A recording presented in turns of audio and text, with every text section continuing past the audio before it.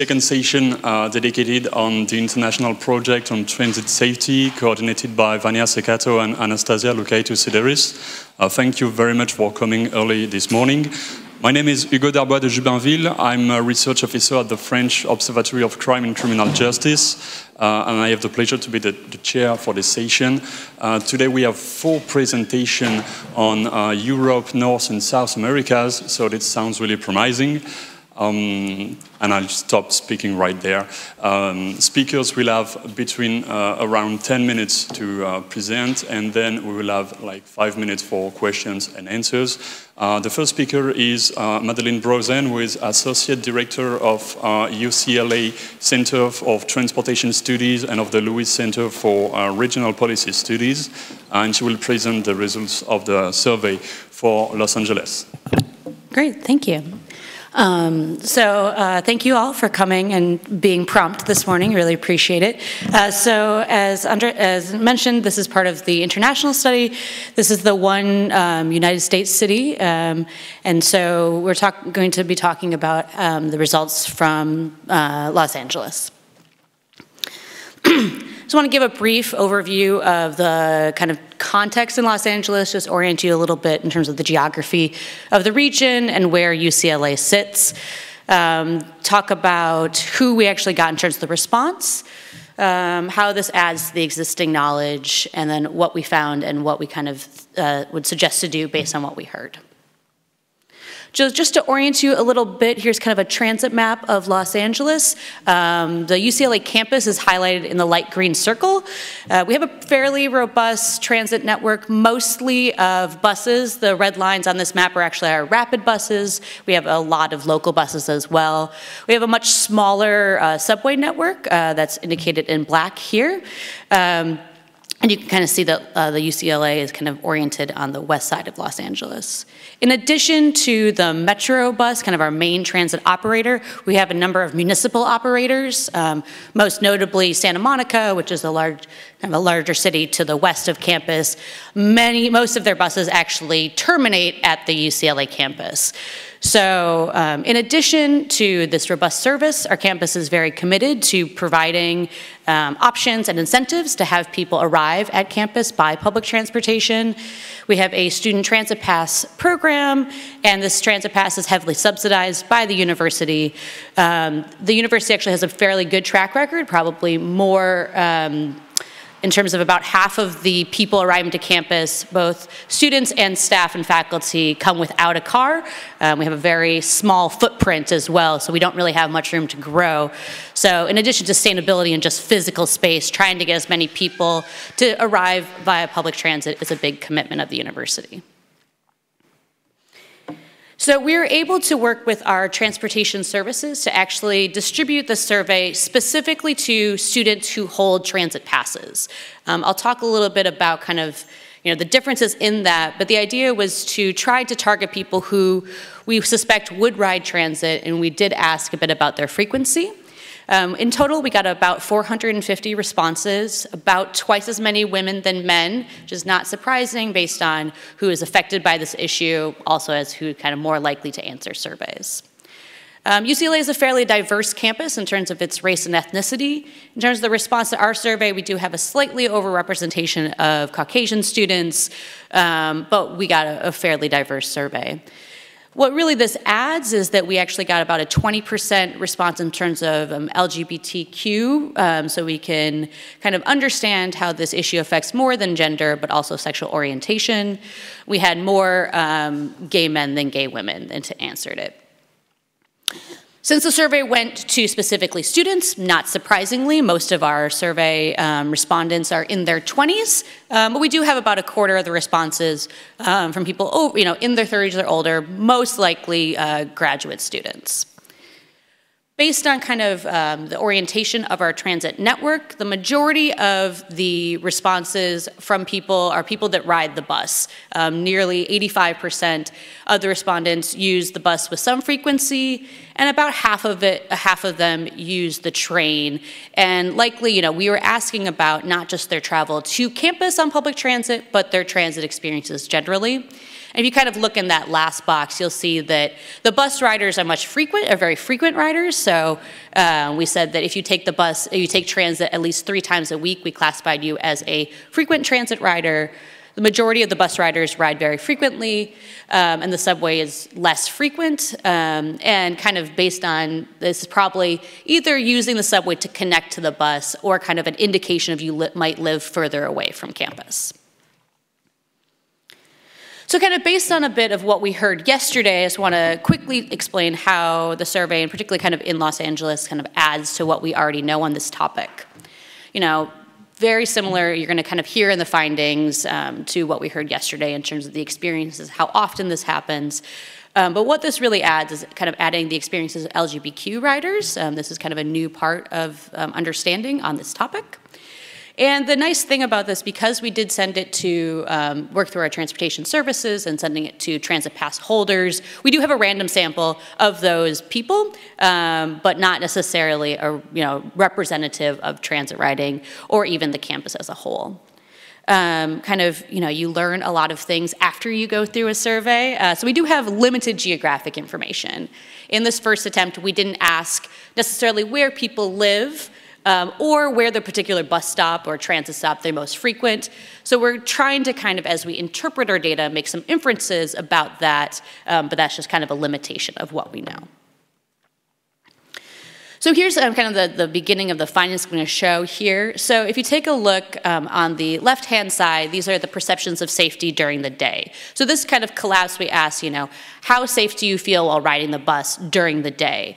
And you can see that there's differences between men and women. So the men are kind of in the more purple color and the men are in blue. That men are most likely to always feel safe riding the day. And women are less so, but generally speaking, we kind of have about, I'm sorry, I wish I had a little step stool here to see over this podium here, but women, between men and women, during the day, always or sometimes or often are feeling safe. But at night, we see a fairly dramatic shift in terms of perceptions of safety. So women are very low in terms of always feeling safe, and only really getting to sometimes. So we're seeing really a shift kind of during the day in terms of safety, many more women feeling less safe as the day goes on. And then you see actually on the last, we have a very minority, but there are people that just say they just don't ride the bus at night. So kind of in terms of constraining mobility, we definitely are understanding how the feelings of safety mean that you might not go out at night. One thing, again, that we would probably add is that we don't necessarily know what other options these students have. So whether they own a car or have the financial resources to call a Lyft or an Uber or a taxi or a friend to get around. We do know they're not taking the bus. The question is then, are they just not mobile during the evenings, or are they getting around in other ways? So that was kind of the perceptions in terms of how you feel. And I think that what this is showing in terms of how frequent people are experiencing sexual harassment and assault is that those safety fears are very grounded in reality. In terms of when we looked at all students, only about 33% or about a third of the students actually experienced this on the whole. But once you start to break this down by gender and sexual orientation, you're seeing, that kind of explains that last graph. So, in terms of the women in our study, 75% of women experience sexual harassment or assault while riding the bus. In terms of, straight men, it's about a third of that. And then the LGBTQ sample, their experiences are very similar to women. So it's not only the fears and the perceptions, but they're really grounded in the experiences these people are having. Now, in terms of what's actually happening, this is similar to, Vanya kind of gave some of the examples. We did the polls yesterday in terms of how, the types of assault and harassment experience. The majority of what people are experiencing are kind of verbal. So it's, whistling or sexual comment, kind of babes, honey, sweetheart. And you can kind of see in these similar groups in the last chart that the majority of it is verbal. But then the interesting thing is that orange color is kind of touch. Interestingly, if you look at the straight men, there is pretty much no straight men that are experiencing being kind of assaulted or touched, you know, in terms of what the harassment they're experiencing. And then in terms of, I think if we broke this down further, in terms of the verbal comments that are going on, you know, it's questions like obscene language. You know, are the verbal comments actually being directed to you, or are they just kind of creating a hostile environment? I think we'll dig into that a bit more. This is also not surprising, but this is kind of further breaking down in terms of both all of these different groups and then some other ways that we're kind of slicing and dicing our data in terms of, you know, our frequent riders or non-frequent riders. That's another kind of classification. Across the board, all groups, there's, you know, vast underreporting. As we heard yesterday, this is, you know, probably not that surprising. And I think that the purpose of this is really to understand, probably to not maybe as people in this room, but to really transit operators. If you're kind of measuring success on addressing this issue through the change in complaints, it's a very, very incomplete picture because, you know, the vast majority of people aren't actually making complaints or reports about this happening. Interestingly, the LGBTQ sample was the most likely to report, but it's still not even probably 10% of their experiences. So just briefly, some kind of key differences as we're kind of starting to do some statistical tests on our descriptive analyses. Significantly, women are facing stalking to and from the bus, significantly more than men, groping on the bus, and verbal comments to and from and in subway stations. Kind of based on the frequent riders, the last graphs were just about the bus. The LGBTQ students are significantly more likely to be the victim of assault on the bus and the subway, and that women are, you know, not surprisingly, much more likely to be taking precautions, you know, only wearing types of clothes, carrying a weapon. Also, and this another thing is, you know, your definition of a weapon and someone else's, you know, it's like, oh, are you putting, you know, do you feel the need to walk with your keys in your hand? You know, there's a lot of different ways that we're kind of, women are weaponizing everyday items to really protect themselves from these experiences. So based on what we're finding, here's some kind of initial recommendations in terms of, you know, what can agencies do in municipalities to make transit safer. So here are kind of three different ways. In terms of these data, it's a really robust survey, and it's really helping to understand, while not spatially in terms of like different neighborhoods where these issues are happening, we did break it down in terms of, you know, what do you experience on the way to transit, while you're waiting, and on the vehicle itself. So here are kind of three categories. So the first is kind of to and from the bus stop, really creating a public outreach campaign. And thinking kind of the examples that we saw from India yesterday, really kind of art and visual, that there are a lot of different ways. The transit operator also owns a lot of assets. I mean, they can be putting these types of messages on, you know, on the outside of buses, on the kind of panels, on the stations. We have all these kind of banners in the city. You know, there's just a lot of opportunities to really actually create an effective visual campaign about, you know, not just when you're on the bus, but kind of the whole transit experience. At the stop, based on what we heard, is that half the people suggested adding lighting. And then real-time arrival info. All this information is available on phones, and there's kind of small signs that you can like text or call to get information. But just having kind of, well, we have in the subway stations more likely, but definitely not at bus stops, just a clock that tells you when that bus is arriving. Because we know just generally in transit experience, the wait for the train psychologically is always, you know, kind of adding up much quicker. And then if you're very fearful about this, that vulnerability is just really kind of affecting you. So adding kind of information about when the bus is stopping, thinking kind of start to help people be less fearful, because at least you know, okay, maybe I feel unsafe, but the bus is coming in 5 minutes. And the last thing is just about our transit service in general. Because we have the majority of transit riders in Los Angeles and in our survey riding the bus, we don't have most of our buses don't have dedicated right-of-ways. They suffer in congestion. This makes unreliable transit. So just kind of understanding that this issue can be dealt with more broadly in terms of better transit service, having more reliable buses that come when they're scheduled to come, and coming more frequently so that we have less crowding and less vulnerability. So with that, I want to thank you and thank my co-author, Anastasia Lukaitu-Sideris, and our graduate student who is sitting in Los Angeles crunching more data for us, Miriam Pinsky. Thank you. We're doing questions down at the end. We're doing questions down at the end. Maybe the audience has some questions for Madeleine Brozen. Okay. Sorry, Madeleine, for walking in late, but I'm really excited by the what next question. And I'm wondering how we make the case that frequency and reliability and speed are safety issues, because I think it's coming out of our survey as well that the three are strongly connected. I'm interested in your thoughts on that. So my personal thoughts is that that solution solves almost all of our transit problems. And, you know, I've been trying to kind of make the case. I mean, we have a whole body of literature and knowledge about, you know, how frequency and reliability that's going to help. We have we're having declining transit ridership in Los Angeles. It can help with that. We have this continued assault. It can help with that. Getting new riders. So I would not say it's a silver bullet, but maybe a copper one. So I think that it's, you know, that if there was, you know, one thing the transit providers could do, it can solve a lot of problems. And I think that's kind of my general opinion on that. If I may add, earlier slides, I will talk later about them. You grab the mic. The vast majority of transit crime, bus crime in Los Angeles happens at the bus stop and not on the vehicle.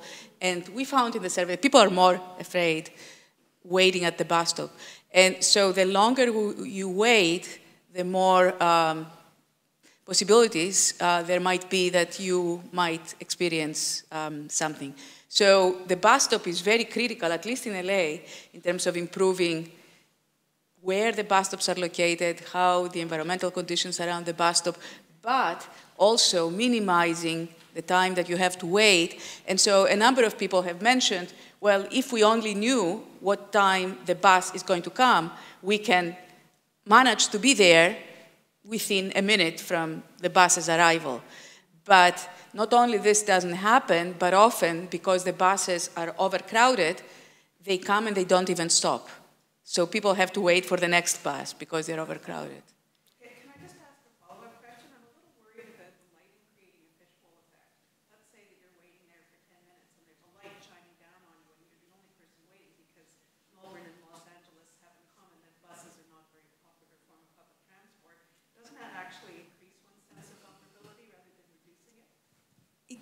In terms of fear, no. I mean, we keep finding the number one response is that people want to see more lighting. It is also, I mean, this fishbowl effect has been discussed in the literature, and there is some points, but it helps people, even a lot of these, there may be desolate bus stops, but cars are driving by, and so it is probably easier to see people. But light is associated in people's minds with more safety, and so you find this a lot in terms of reducing the fear. Yeah. It would be interesting to have a very focused study that examines light versus not light in very similar contexts and see. Yeah, I mean, I think it's also about the designing of that light, right? Like in terms of it's a street light that's really meant to like light the street for cars, you know, it can kind of humanize, if there's, you know, depending on the lighting scale, I think it can also humanize the street. Like, you know, I don't know, but Melbourne, we just have these giant, you know, wide streets in Los Angeles, and they just don't feel very human scale. So, you know, lighting that could also help this issue could also kind of just help the overall design of the street. Andres?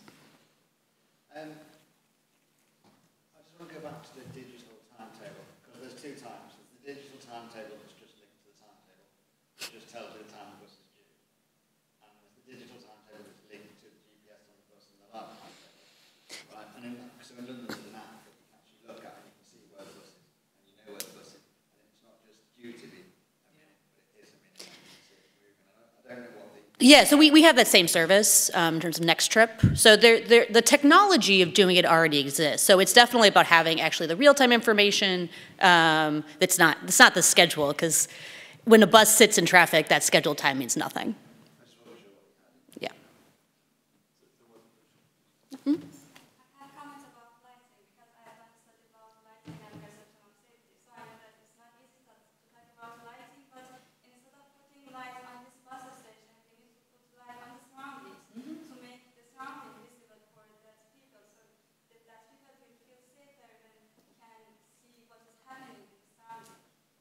Yeah, that's a great point, that it's not just lighting this one bus stop to this fishbowl effect, but it's really lighting a whole street that creates, if you want to walk to that street just to go to a restaurant, that it's creating a safer environment, kind of a corridor wide rather than just one particular location. Thank you.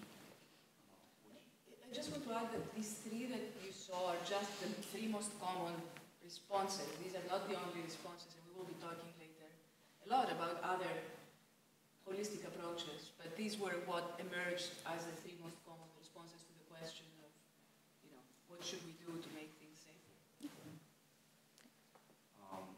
move to the next speaker, Dr. Andrew Newton, who is Professor of Criminal.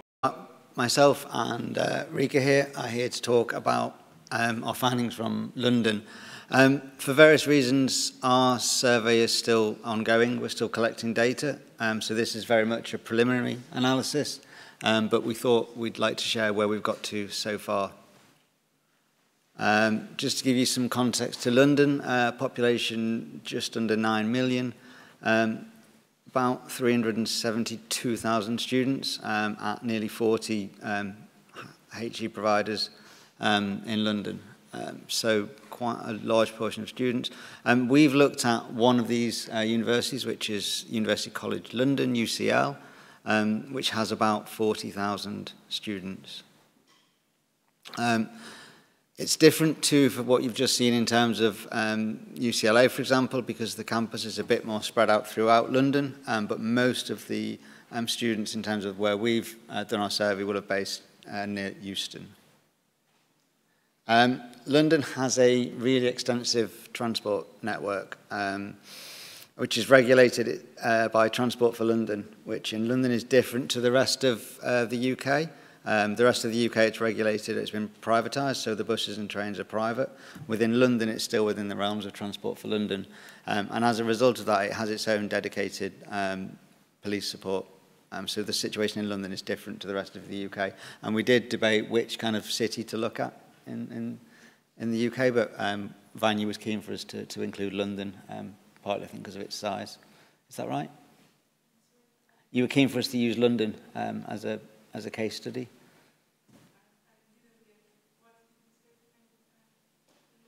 London, you were keen for us to use London as opposed to a different city, is that right? Okay, it doesn't matter. So anyway, we use London as our city. So in terms of the buses, there's about 9,300 vehicles, 675 routes, 6 million bus journeys every weekday, which is about 2 billion passenger trips per year. The tube itself, 402 kilometres, 1.37 billion passenger journeys per year. The busiest station is actually Waterloo, but it's a really extensive transport network in London. So obviously the transit students are a small proportion of that network. UCL students, about 40,000 students at campus. About 20,000 of those are undergraduate, the rest kind of postgraduate. 58% female, 42% male. So there is a slightly bigger proportion of females studying at UCL. We ran our survey as an online questionnaire. At the moment, we've recruited 103 students, but we're still in the process of recruiting. There was various delays. I don't work at UCL, but I have a visiting post there. Rika studied at UCL and also has a visiting post now, so there were some issues with that, but we're still capturing data. And we ran it over the summer when there was a lot less students around. So we are continuing to collect the data. Just briefly in terms of the demographics of our study characteristics. I can't actually see the screen. You can see quite a large proportion. This is obviously based on our 100 sample, unsurprisingly in the 18 to 29 category. Female male is slightly more females, but actually that's probably equivalent to the kind of UCL breakdown in terms of the number of students. We had quite a large proportion of Asian and Pacific students, but I think this was a factor that where we ran it, there were some summer schools in one of the departments where we rolled out the survey, So there were some summer language students, so I think they actually contributed to that. What that will mean, I think, is we need to kind of think about that in our analysis, because they might have some slightly different perceptions and fears to people that are in London for a longer time period. And what's the final one? Most people lived within half an hour of the campus in terms of their journey times. Not many within 15 minutes. And then I'm going to hand over to Rika, who's going to talk a bit more about some of our findings.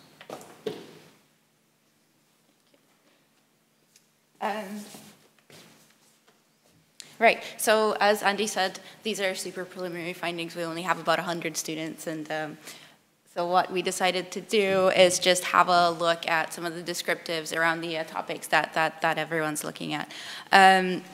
So this is so there's a question about what was the last thing. Have you experienced any of these while traveling on public transport? And there's a list of these possible things that people could have experienced. So asked to have sex by a stranger, asking personal questions, calling you babe, honey, sweetheart, and so on. So the same questions that were presented earlier about Los Angeles as well. And we decided to have a look at where people have experienced these things. So you can see the first three categories are to do with the train, and the last three and they're to do with the bus, and they're all walking to the train, walking to the bus, waiting at the train station or waiting at the bus stop, and then the last one is on the train or on the bus for each one. So you can see that the most common thing that people experience there is being called babe, honey, similar type of things, and it happens most frequently walking to and from the train or walking to and from the bus stop. So it's actually the journey to the mode of transport. So this reaffirms that kind of approach to whole journey, exploring the whole journey and people's experiences on there. And then so there's some that people experience more at stations or on board of transport. And there's some that apparently seem to be train or bus specific. So we thought that was interesting. So for example, the unwanted kissing seems to be a train-specific thing, or people on buses aren't reporting it. So it's hard to start drawing conclusions at this point, again, because we have such a preliminary sample, but we thought that this was a pretty interesting thing to start looking into in terms of the descriptives. Yeah. So the other thing that we wanted to look into is people's perception of safety, and we wanted to compare this across various categories. So again, we wanted to look at the difference between day and night, and also being on the bus or waiting for the bus. And then we did this again for train. And so you can see here that waiting for the bus or using the bus in the daytime, people feel mostly safe, right? So there's the blue and the red there are the never and the rarely feeling safe, and they barely make an appearance in the daytime, but it's at the nighttime when you see more people when they're like, I rarely feel safe or I never feel safe, either using the bus after dark or walking to and from the bus station in the nighttime or being at the bus station. So you can see time of day makes a difference. And similarly for the train as well. So the first two there are using the train in the daytime or in the, 3 minutes. So using the train or walking or waiting for the train, and you can see the never and rarely feeling safe, they don't really make an appearance. Whereas in the nighttime, using the train after dark is still relatively okay, but we see a lot more rarely feeling safe in the waiting for the train at the nighttime. We wanted to also compare this between gender. So the other category you can kind of ignore here because I think we got like 3 responses at this time, so we need to sample more of that. But we just wanted to compare men and women and their feeling of safety using the bus or walking to the bus in the day and in the night. So again, we can see women are slightly more worried. And there's still a difference between day and night.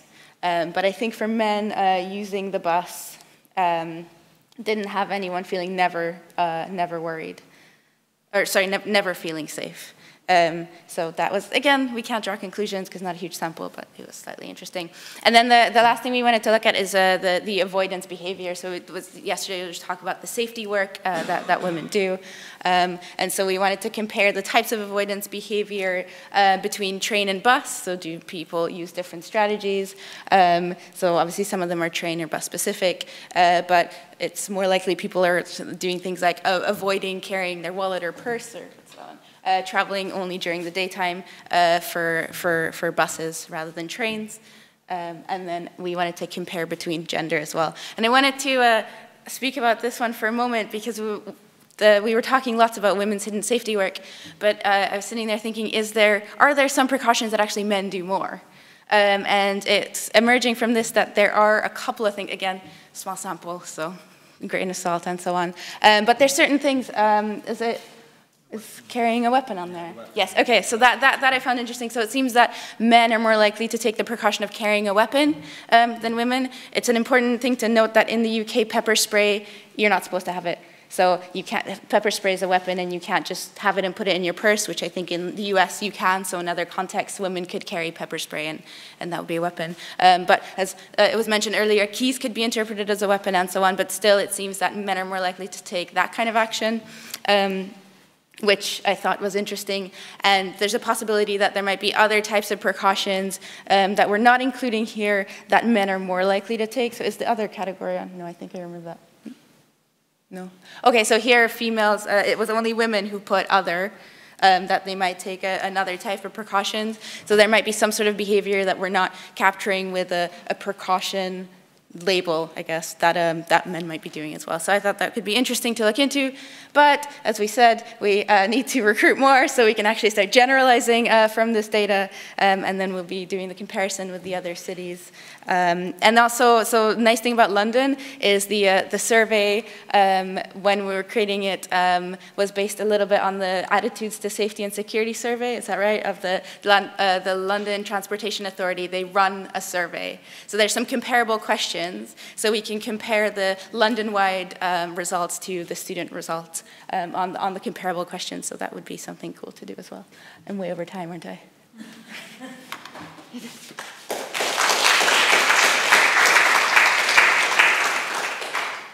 have time for one quick question for Rika and Andrew. I'm still wondering, sorry, I'm talking a lot.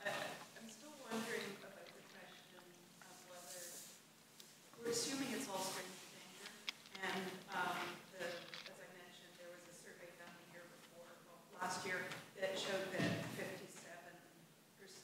of the harassment recorded in public transport by tertiary students, the offender was at least known to be at the same university.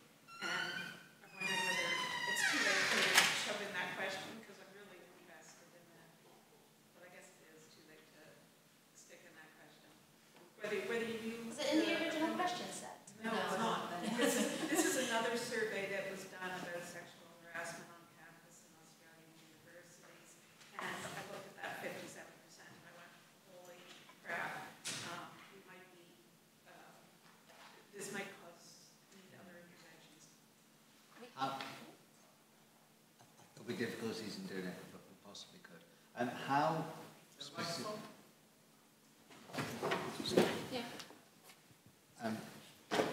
It would be difficult to do that, but I think we could potentially introduce a question around that 57% of knowing the person. I just wondered, with the Melbourne context, how specific is transport to the students and how much is it part of a wider population?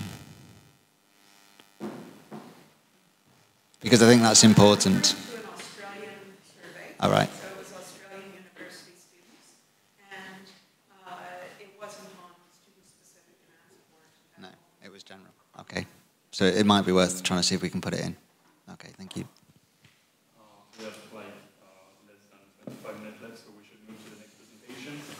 Dr. Silvana Favorin, who is Associate Professor of Criminology at l'Università Cattolica. Everybody, I think that you get already the flavor of our international survey. So I will present some results for the city of Milan. In 1 second. Okay, thank you. So, city of Milan in Italy. Here is the map of our transportations. We have 4 metro lines, 18 tram lines, 4 train lines, more than 110 bus and trolley lines, and 15 bus lines active during the night.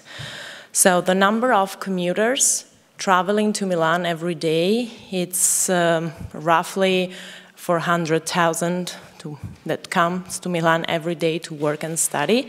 And this is quite interesting to notice because the number of Milanese residents working and study in the city, so that stay in the city every day, is roughly 500 and 1,000 something, so 42% of the total residents of the city.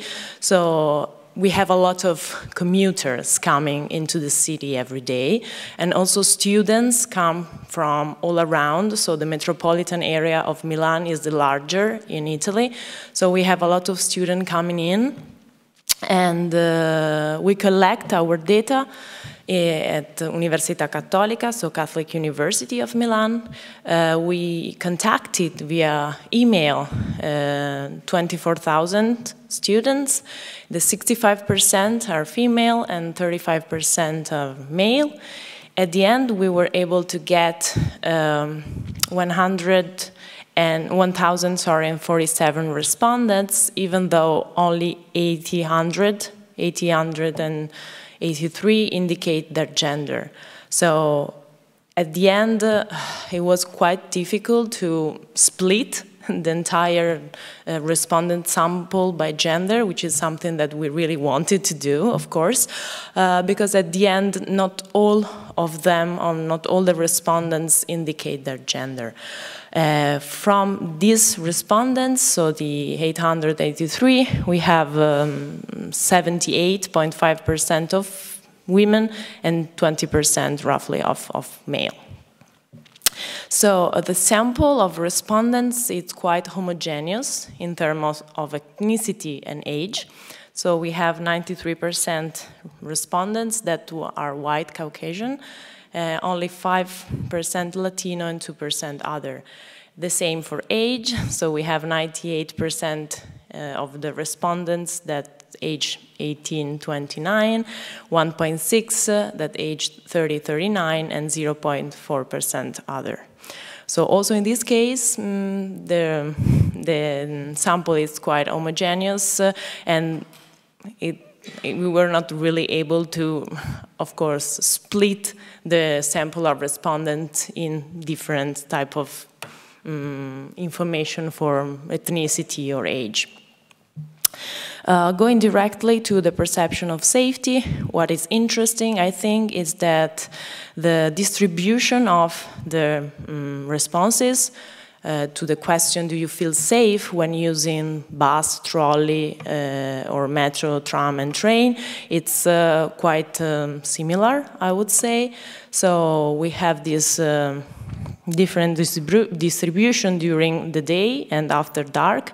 Of course, the perception of safety after dark, it's changes quite a lot, but what is not changing is the distribution of the answers related to bus and trolley and metro, tram, and train. I would expect some differences, but at the end, I think the perception of safety is quite similar from bus, trolley, and metro and tram.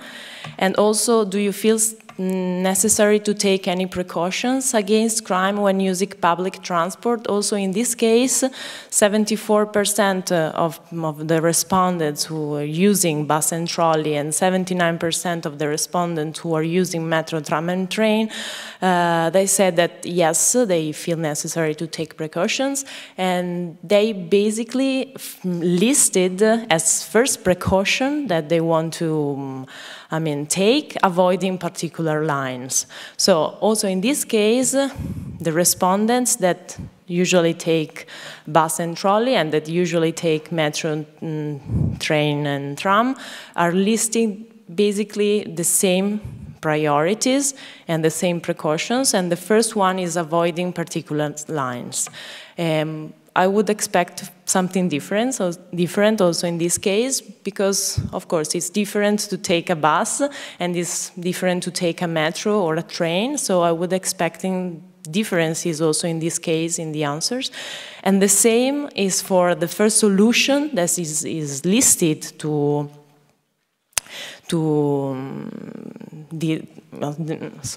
the first solution that is listed is more police officers patrolling public transport, both stops and vehicles.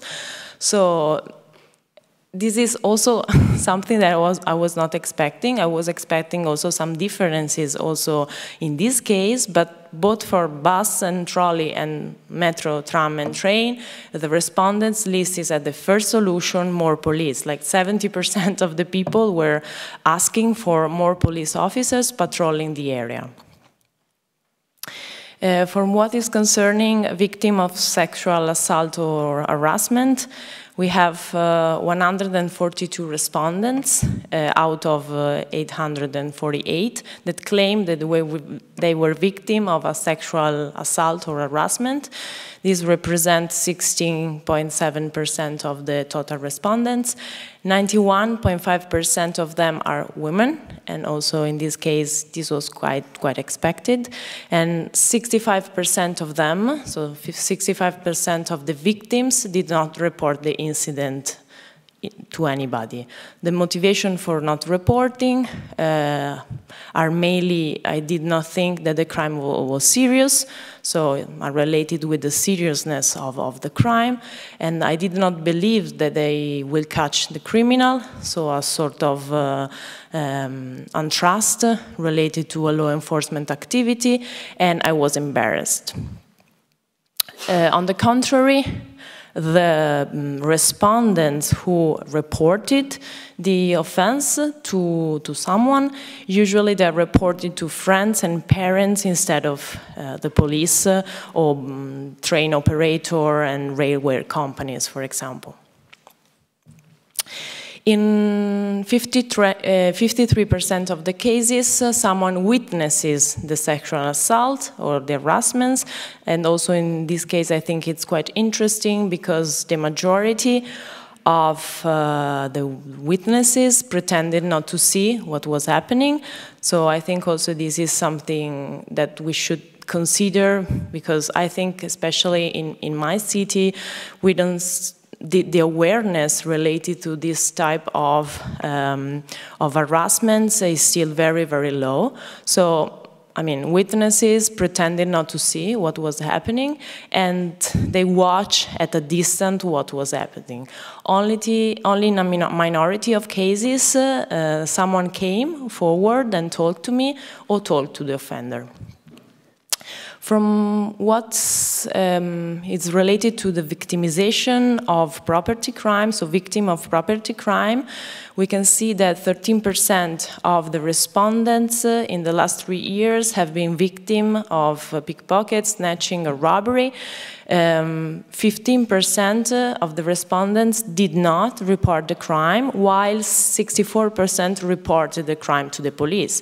So in this case, in the case of property crime, we see a sort of switch. So less people did not report the crime, and the majority of the respondents report the crime to the police. So, going to the conclusion, our sample have a sort of over-representation of women who seem more prone to answer and more interested to the topic, while in many of male respondents at the end skipped some question or basically did not finish to respond to the entire questionnaire. Higher percentage of no reporting for sexual assault or harassment compared to other crime type, for example, property crime, and this is something that, of course, is in line with the previous literature. Principal reasons for not reporting are perceived seriousness of the crime, so we still have a lot of problem in understanding that Also, verbal harassment, for example, is something serious that we should consider and take into account. And the mistrust of law enforcement and embarrassment. In the case of sexual assault or harassment, when the respondents claim they have reported, they did not contact the police in the first place, but they reported the act or the offense to parents or friends, which is also something that we should take into account. Thank you very much.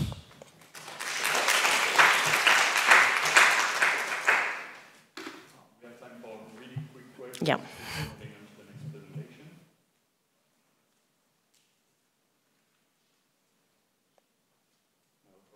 Thanks. Thank you. Thank you very much. And the final speaker is I think the only one Latin American person on this table, so my English is not the best, so complain please if you don't understand. And I will show our investigation on São Paulo city. This is a Brazilian city, the biggest Brazilian city. It has 8,000 kilometers and 20 million inhabitants, so it's very huge, big, and it is located at the south of Brazil. And I will talk a lot about São Paulo core, São Paulo city, as you will see, but our investigation is around metropolitan region and has also universities that came from this area. And what's important to understand our first results is that we have a very concentrated and segregated urban model, unequal and with lots of exclusionary situations. As you can see, we concentrate at the core, at the southeast of the core, São Paulo core, the income median family rent, the highest ones. We also concentrate the job offers here. And also the land prices are the biggest at the central core. But as you can see, black people and mixed-raced people, there are these green points, they are on peripheral areas. So we have a very segregated city. And how do we move through the city? We have a most extensive, with great capillarity of bus systems. Here is our map, so you can see, oh, I'm sorry. The red lines are the capillarity of our bus system, so it's around the city. But the service quality is regarded as bad, with high waiting times, overloaded vehicles, during rush hours, long travel times, unpredictable times of when the bus will come, a system with low reliability from users, and it is the main one, and the main one used by the students that we investigated. And this is women waiting for the bus. and our train system has a division. We have a subway, a very small line with 6 lines, 78 kilometers, highly concentrated on the central area, this pointed ones lines. And the train is very metropolitan, so we have a huge difference, and our questionnaire put together train and metro, so we try to see it differently, as I will show you. And we have also a city that uses bus. I show the model share of daily trips on the metropolitan region of São Paulo, but a third of our trips are made by individual automobiles and buses and walking, and women mainly use buses and on foot. We are not such drivers as men, so the city is for the men. And here we have just a few and very recent bike lanes, just to show, so it's not an option. And here, coming from our first results, I concentrate some comments because I think here it's more interesting to share. The first one is that we have a big security industry that's growing with jobs and selling vigilance and all of these things. And we have a high perception of insecurity that is moved through this security industry. And the solutions offered include surveillance and monitoring system, but very associated with private patrolling and property control. So what we have, and we notice that people don't trust on vigilance because not always there's someone behind the cameras. So we have a lot of cameras, but we film everything, but we don't feel safe with these situations. And the answers vary a lot. Black mixed and mixed race, they don't feel safe with vigilance. And they don't feel safe also with police. We have different answers to black people and mixed race people than white people. White people feel more safe with police, and black people don't feel safe with police. So this is a difference between. And our answers also, for you to understand, we have a law that treats domestic violence against women, and we are creating specialized service for women, and this is a subject on São Paulo now. But although there's not a lot of punishment of violence, and there are recurring events, so this is not something that is getting better. And we are discussing a lot now the street harassment concept, so this investigation has everything to do with what our discussion, how we are organizing that in São Paulo. But for us, that's very important to talk about intersectionality. Black women are very different from white women in São Paulo. And some methodological observations. We changed some translation of our questionnaires. Victimization for us, sometimes it's what we call me, just like a complaining. I don't know if you have the same in your country, so we changed the questions, the answers and the questions to be a victims of a crime. And we also try to make some difference between the rail, the train, and the metro, because they have completely different services. The metro is very best. It has a better service than the train. And so we located the universities, as you will see. Here are our answers. Many universities, they respond that, and I am from São Paulo University, so as you can see, the majority of answers came from our university. And here are the universities that answered the questions, and we divided into USP Butantã, is a very big campus at São Paulo, and peripheral ones, and central ones. The blue are central ones, and the peripheral are this near here. So as you can see, we have 5,057 valid responses, 2/3 of women responding, as the other talk, we have the same here. Only 1% identify themselves as non-women or male, but a large share of the students said to be part of LGBT community, 22%. The race, our university students, they are white. People who go to the university are from elite and also have good good school, so they are white, they are female, because mainly of the questionnaire were responded by female.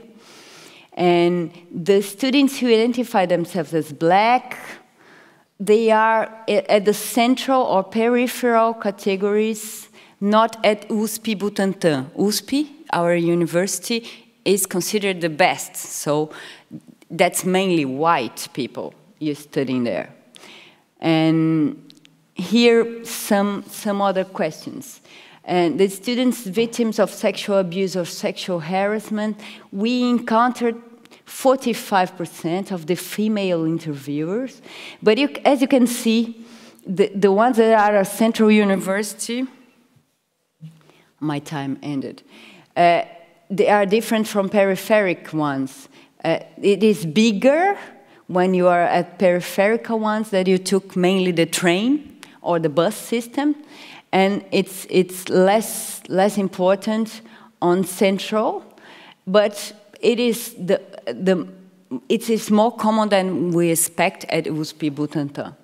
And we have also the same thing, black and mixed race and indigenous women who go to the peripheral educations are much more frequently victimized by sexual harassment. It is 80.3 of the 81.3 of them have been victims. If you compare to other institutions, this number is more frequently. And the students, we also try to separate, because our answers has lots of difference, so we label the spaces in two kinds: the spaces that they leave sexual abuse or sexual harassment.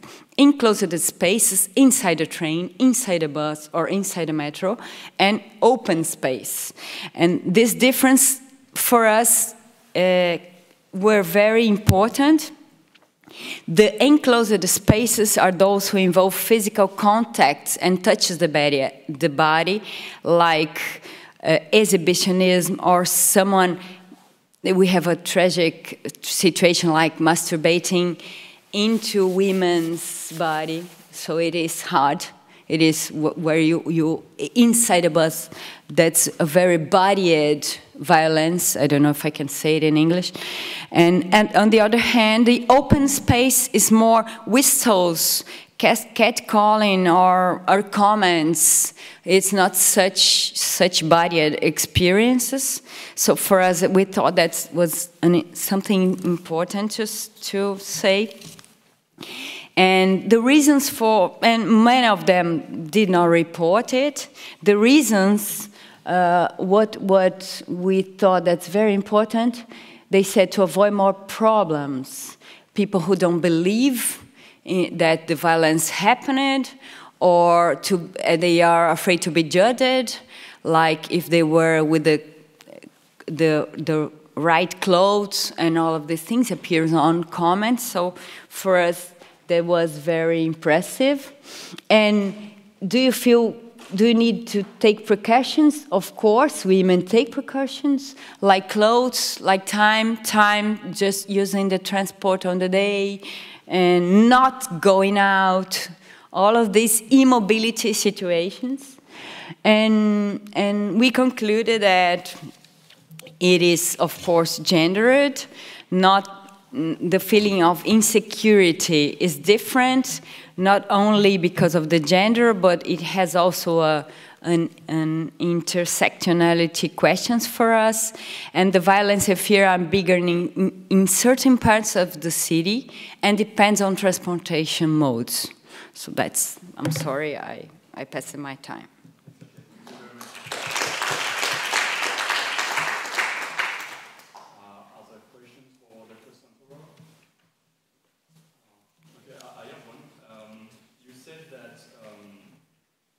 White people felt more safe with the police, but black people don't.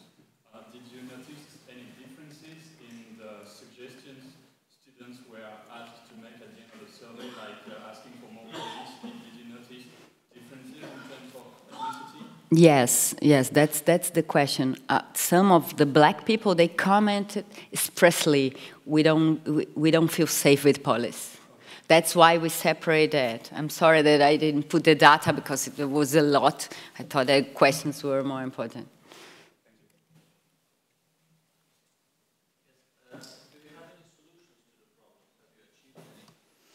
And the solutions that appeared more are connected with the quality of the services of transport.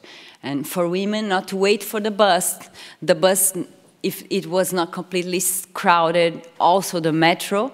Our metro transports every day 3 million people from peripheral areas to central areas, so it's completely full of people. That's really crowded. So for them, for the answers we have, the quality of service appeared more than lightning and all of these things, because of course we are discussing from a different paradigm. Here you have a good service, so the questions of the spaces appeared more, I suppose, than for us. For us, if the transport is good, it would be the first security measure for them, more than the others.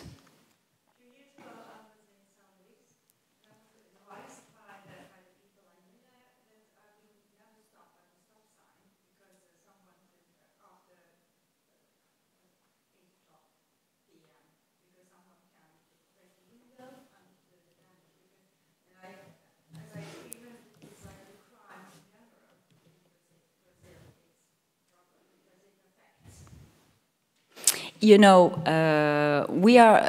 I'll talk about another investigations, but this fear of insecurity is bigger than the insecurity really. So that's why we scare people.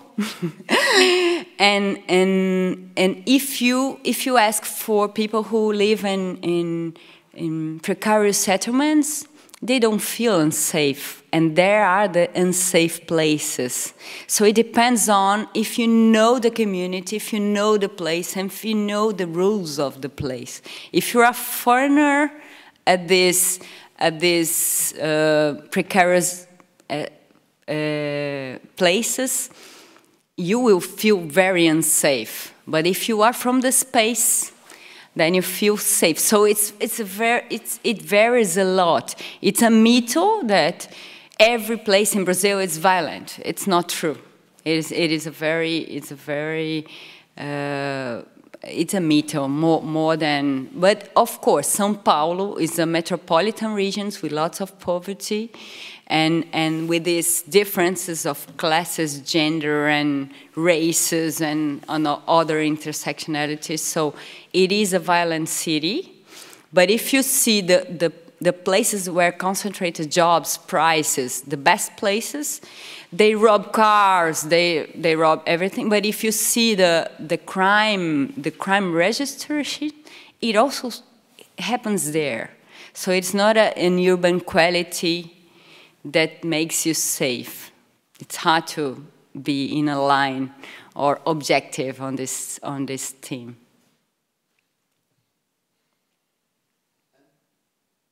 Recent conference I was talking to a researcher she was based in New York. She's been doing some work on transit crime in Brazil. I don't know which city it was, but she was talking about how one of the things they found was as buses drive past, people reach through the windows and steal bags. It happens. Does that happen in Sao Paulo as well? Yes. Quite an obvious design one, because in the UK, the window only opens about that far, it's high up. So you couldn't. Yes, in Sao Paulo it's higher up, and they jump. That's incredible. But they still do. And they notice situation not on this investigation where the people says, okay, you have to go out of the bus, and then the women go out of the bus. It happens. But it's not as common as you think. I mean, I don't know any case report. Yes.